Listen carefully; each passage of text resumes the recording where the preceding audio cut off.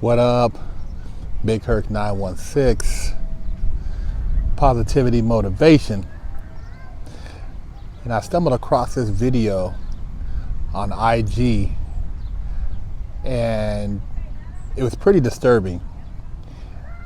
These kids don't appear to be older than maybe 11 years old, but they all have guns.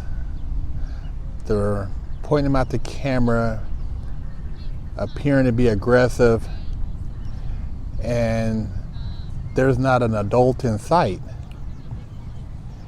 They're riding around on bicycles as though they're little gangsters. Now, a child,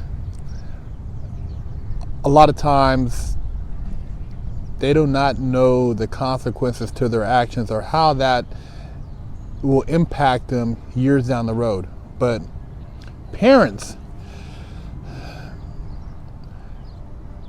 they have the responsibility of protecting their children and giving them guidance so that they can become successful, productive, and accomplish in their lives. Now, where are these kids' parents?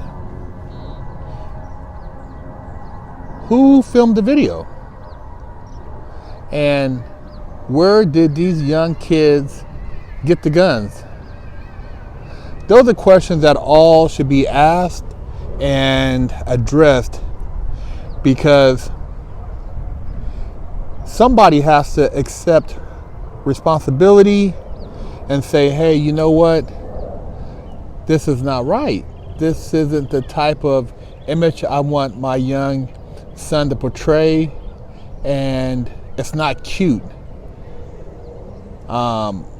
This like culture, subscribe culture has really changed the perception of what kids are into and the popularity, the popularity contest. I know growing up we didn't have that, so we didn't have to worry about how many likes or follows you had or how many subscribers you had. But things have changed. So these kids nowadays, they want to be lit, and they see all these hip hop artists and they think that this is the way you become popular, famous, and get that bag. I'm not judging. All I'm saying is, who's going to take the responsibility? Now, the rappers, the entertainers, they don't live with these children. The parents live with these children. Now, whether you work or you go to school or your kid spends a lot of time at the babysitter, like I said in another video, you have to start taking the time to pop up on your kids and literally do guerrilla warfare in their personal space so that you can protect them and save them. Because the first time they get caught with that gun,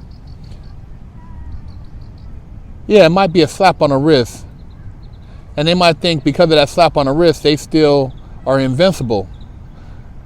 The second time, when they make them a ward of the state or put them in a group home, and then they're around other kids who have nobody who cares, that's going to impact these children's lives.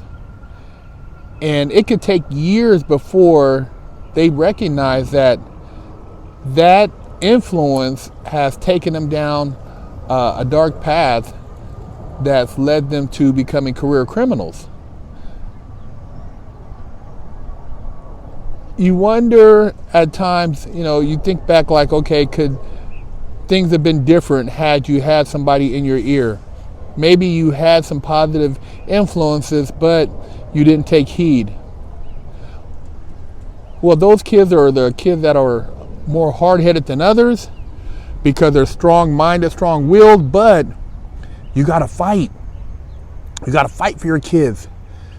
This is a war going on, with social media, with the school system, with the narrative right now.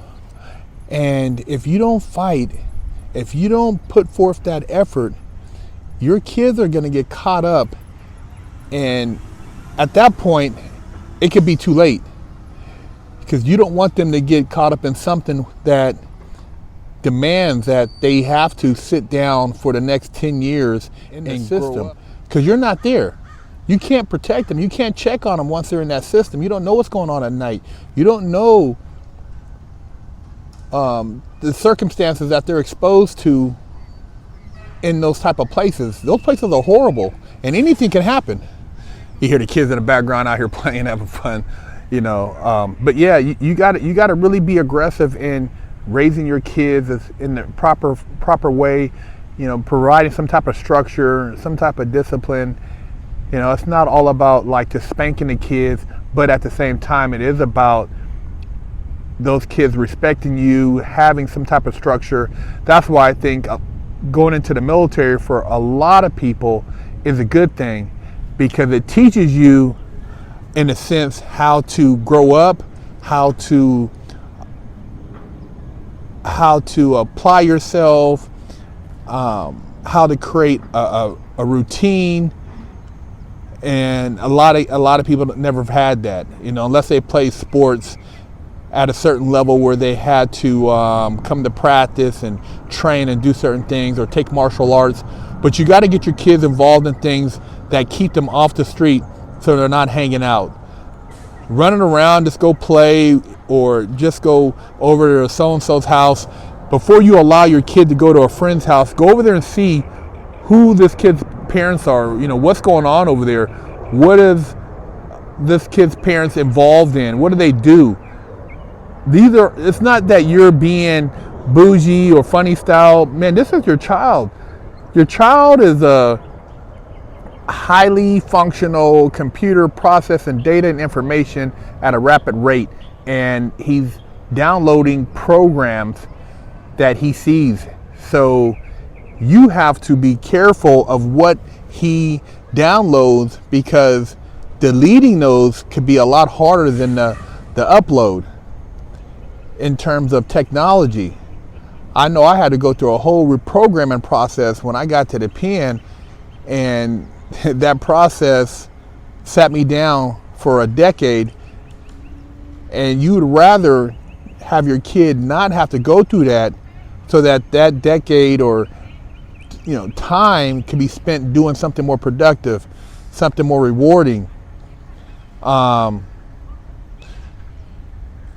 People talk about money, the bag, this and that, but time's your most valuable commodity. Time you can't get back. You can't go buy more of it. It's limited. I mean, things could happen and it's gone. Doesn't matter if you have $1 billion. If you get in a car accident or something happens to you, that's a wrap. That's it. You know, the time is gone. You had all the money, but the time isn't there. So I don't know. I just found it disturbing, and I know a lot of people become products of their environment. So if you are in an environment that is a low frequency, what's considered a negative environment, fight hard to take your children to places where they can be exposed to other things that don't necessarily look like where they're growing up at. You don't want the norm to be the ghetto bird. You don't want the norm to be, guys hanging out, kicking it by the liquor stores, or, not being productive. And, that's a lifestyle within itself. I've been around that. I used to see guys at the park. I used to hang out at the park, see guys drinking 40s, playing dominoes, smoking weed, doing whatever. And I didn't learn anything positive from that. I never participated in the drinking or doing of the drugs, but I was exposed to it, and so I can speak on it. But I wouldn't have wanted my child down there. I wouldn't want my child being exposed to that. Anything that's gonna put these negatives. Now, you don't want to shelter your kid either, but you have to give them the game. You have to give them the game so that they don't fall for game goofy, meaning that they don't let somebody talk them into doing something stupid. They recognize when there's trouble. They recognize when somebody's trying to play them or get them caught up in something. These are things that you don't learn in a book, you learn in the streets. So you can't shelter a kid, but you gotta also give them something to work with.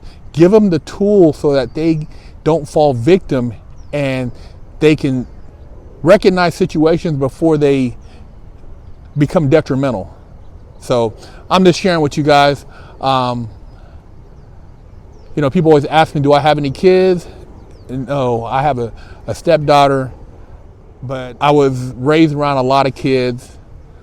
I've seen, kids in juvenile hall, CYA. I've been around just a lot of young people, and I think about how life has impacted these young people.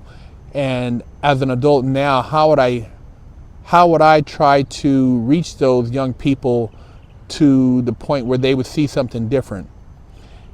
I know a lot of my videos that young kids are like, they're not trying to hear it unless they're watching it with their parents. They're trying to turn up, but I'm just doing my part to share because I've been through it and I don't want to see other young people get caught up in this horrible system. Big Herc916. Don't forget to stop by the Big Herc916 store and pick up a sticker for your car, or a patch, or a sticker for your laptop, or maybe a beanie, or read one of the many books that Big Herc916 has authored.